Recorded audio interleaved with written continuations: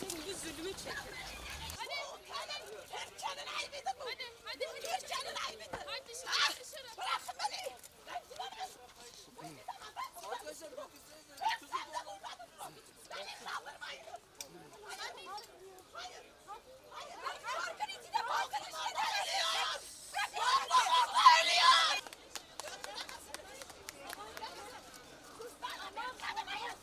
Ya işte saçını çektiren bu falan yine.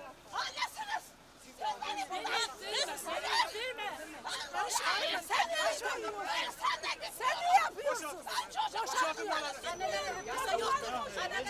Hapsi yoktur. Hiçbir şey yoktur. Hiçbir şey yoktur. Çocukları ölmesin. Edepsiz nasıl edepsiz? 7 kardeşimiz ölmesin diye buradayız. Siz satıyorum.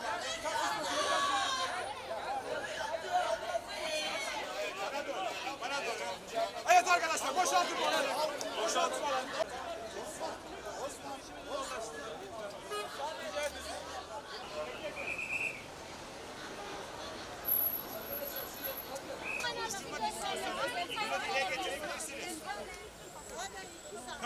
Hukuksuz bir eylem yaparak meşru talepleri, hukuksuz bir eylem bak. Siz bu annelerle karşı karşıya gelmek istemiyorum. Lütfen alın buradan götürün.